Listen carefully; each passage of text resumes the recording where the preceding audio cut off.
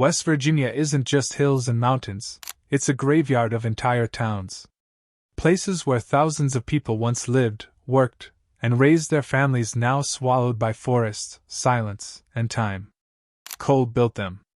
Coal destroyed them. And when the industry finally collapsed, it didn't just take the jobs, it took everything. The houses. The stores. The churches. The people. Today, we're counting down 7 ghost towns in West Virginia that were completely left behind. Some of them are barely standing. Some of them are completely gone. And some of them, you'd never even know existed.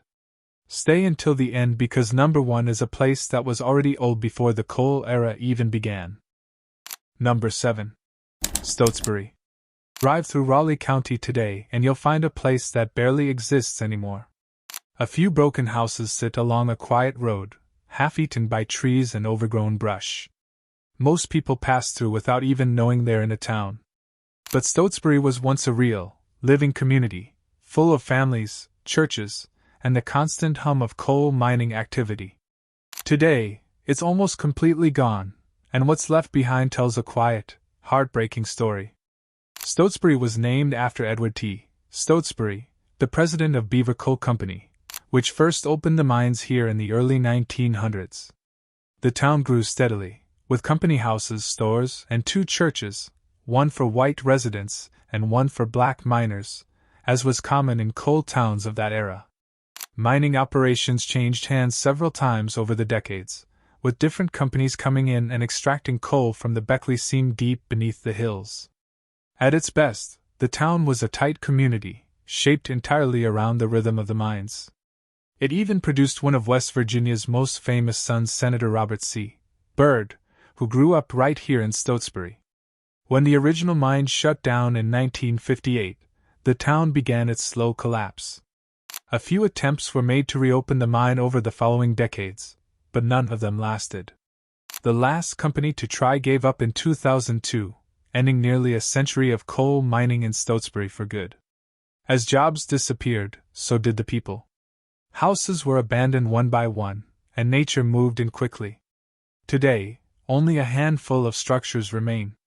St. John's Baptist Church, once a proud center of the African American community here, crumbled completely, only its foundation stones are left. It's a place that nearly erased itself without the world even noticing. Number 6. Quinnant. Tucked deep along the New River, surrounded by 5 mountains that gave it its name, Quinnant sits in near silence today. A few old structures remain, along with a pair of churches and the rusted remnants of an iron furnace. The forest has grown thick around everything, and it's hard to imagine that this quiet stretch of land was once one of the most important industrial spots in all of West Virginia. But it was, and its story goes all the way back to the very beginning of coal shipping in this region. Quinnant was first settled in 1827 and eventually grew into a true industrial town when the Chesapeake and Ohio Railroad arrived in the 1870s. It became the very first town to ship coal on that railroad, a milestone that put it at the center of the entire New River coalfield. Over 100 coke ovens were burning here by 1880, and the town grew to nearly 500 residents with a hotel, jail, baseball field, boarding houses, and 2 schools. Like much of the region, the community was deliberately segregated, with separate spaces for white and black miners. A tall granite monument still stands honoring Joseph Bury, the man who first shipped coal from these fields and helped build the town into what it became. But the very thing that built Quinnant also doomed it. As coal seams were slowly exhausted through the early 1900s, the town began to shrink. By the 1920s, the decline had already started, and by the 1950s, the mines had shut down completely. People packed up and left, following the work wherever it led. The railroad switching yards still operate nearby, and a few old structures remain visible. But the town itself is gone, absorbed into the national park and left to the trees. What was once the starting point of an entire industry is now one of its quietest endings. Number 5. Capertton. Along the banks of the New River, where the gorge walls rise steep on both sides, there's a place that most people have never heard of. Almost nothing is left of Capertton today, just scattered ruins hidden beneath decades of forest growth. It takes some effort to even find traces of it.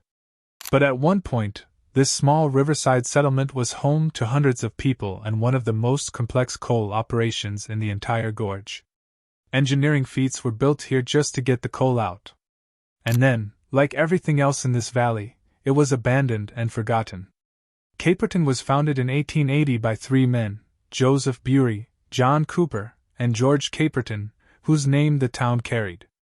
Coal was extracted from both sides of the river, which created an unusual engineering challenge. Workers built a 1,460-foot inclined track to bring coal down from the northern hillside, and a separate aerial cable system to carry coal across the river from the south. At its peak, the town held over 500 residents and more than 100 structures. There were 212 coke ovens producing fuel for distant steel mills, and a full company town had formed around all of it, houses, stores, and the constant noise of industry. But Caperton's decline came early. By 1919, the town had already lost half its population as coal demand began to soften. The following decades brought more losses, and by 1954 the town was completely abandoned. Unlike some of the better preserved ghost towns in the gorge, Capertton was left to fully decay. Very little remains today. Nature has reclaimed almost everything. The aerial cables are gone, the coke ovens are crumbled, and the houses are long collapsed. It's one of the most forgotten towns in the entire New River Gorge, a place that once required remarkable engineering just to exist, and then quietly vanished without a trace. Number 4. Nuttleberg. Hidden within the New River Gorge, accessible only by a narrow road that drops steeply into the canyon, is a place that feels completely cut off from the modern world. Old wooden structures lean quietly among the trees, and the remains of a massive coal tipple still rise above the forest floor. It's one of the most intact coal towns left in all of West Virginia, and yet most people have never set foot here. Nuttleberg was built by one man's vision, shaped by an industrial giant, and eventually left behind when the coal ran out. The town was founded in the 1870s by John Nuttall, a British entrepreneur who recognized the value of the New River's rich coal seams long before most others did. He began buying up land for almost nothing and built one of the gorge's first coal operations once the C&O Railroad arrived. The coal pulled from Nuttleberg was known as smokeless coal, a clean-burning variety that was highly prized by industrial cities. The town became so well known that in the 1920s, Henry Ford himself leased the mines to supply coal for his steel mills. At that point, Nuttleberg had become something much bigger than a simple coal camp. It was a nationally recognized operation. When the demand for New River coal began to fall after World War II, Nuttleberg's days were numbered. The mines closed in 1958, and the last remaining residents left not long after. In 1998, the Nuttall family transferred ownership to the National Park Service, preserving what remained. Today, visitors can drive in and walk among the ruins. Old coke ovens, mine portals, and processing structures still stand in remarkable condition. It's one of the most complete examples of a coal town anywhere in the United States. Standing there among the ruins, knowing that Henry Ford once relied on this place, makes the silence feel even heavier. Number 3. Thurman. Along the edge of the New River, backed against a steep hillside with barely enough flat land to stand on, sits a town that time forgot. A few old buildings face directly onto active railroad tracks. There was never even a proper road between them. The old depot still stands. The bank building is still there.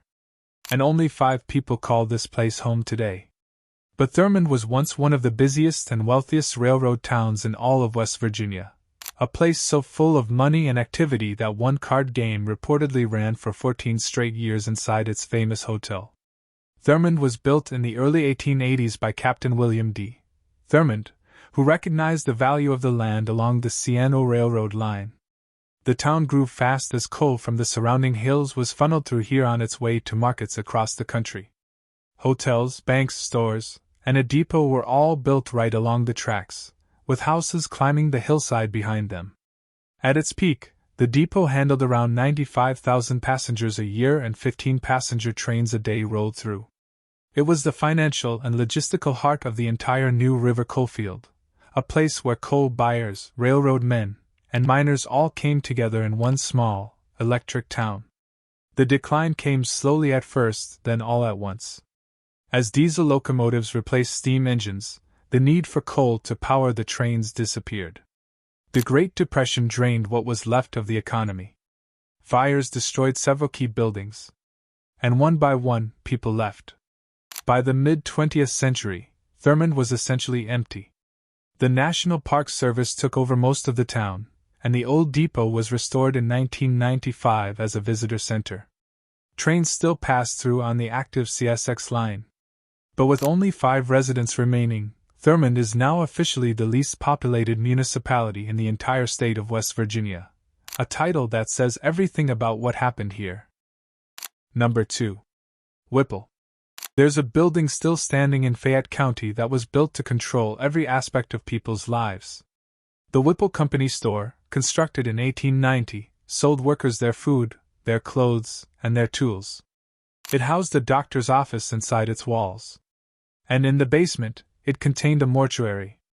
From birth to death, the company was there.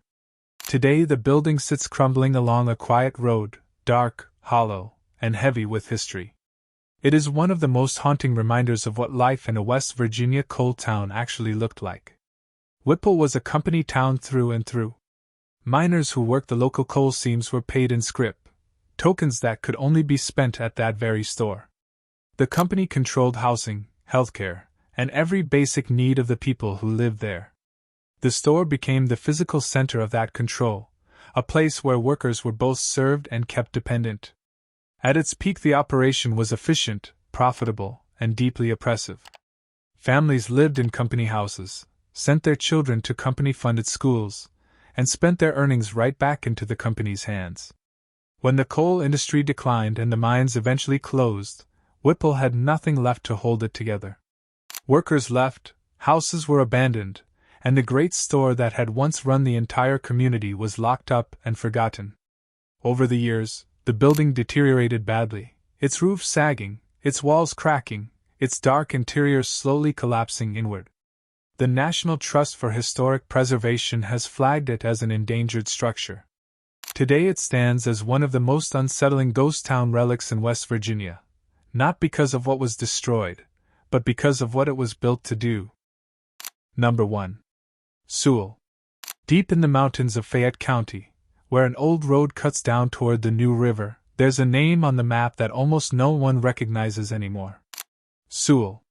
It doesn't look like much today, a handful of ruins hidden in the trees, a few stone foundations scattered along the hillside. But this place carries a history that predates the entire coal era. It was here before the railroad, before the mines, before any of the ghost towns that now surround it. And it disappeared so completely that even the people who study West Virginia's lost towns sometimes struggle to find what's left of it. Sewell began as Bowyer's Ferry in 1798, named after Peter Bowyer, who operated a crossing over the New River at that spot. It was one of the earliest European settlements in the entire region, a small but vital point of passage in a landscape where rivers were still the main roads.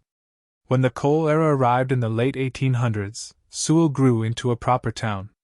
The Chesapeake and Ohio Railroad came through, miners moved in, and the community expanded to include homes, a post office, a church, and the infrastructure of a working coal settlement. It had survived and adapted for nearly a century. But coal's decline erased what time alone had not. As mines throughout the New River Gorge began to close in the mid-20th century, Sewell emptied out just like all the others. The railroad still passes through the area, but the town is gone. What makes Sewell different is the weight of its age. It wasn't born from the coal rush like most of its neighbors. It was already old when the coal industry arrived. It had already outlasted one era and watched an entirely new world grow up around it. And then it watched that world disappear too. Standing near what's left of Sewell today, you're standing in a place that witnessed almost all of West Virginia's history, from its very beginning, right up to its quietest end.